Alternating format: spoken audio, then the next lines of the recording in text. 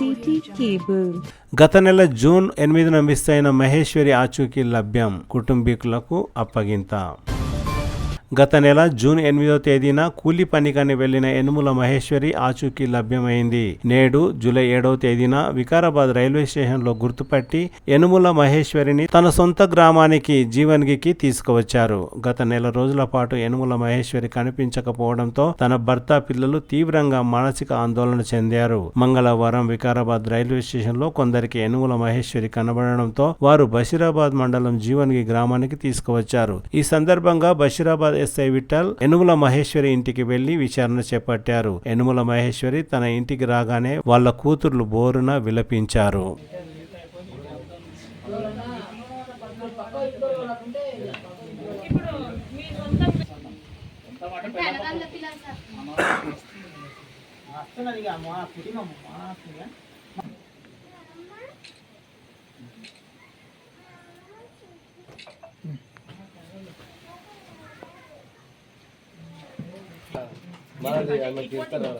కేసులు ఉన్నది నీకు కొంచెం పట్టుకోవాలి. నీకు ఏం చేయలేదు, నా దగ్గర ఫైల్ లేదా, ఫైల్ వదిలిపెట్టి ఏం చేయలేము.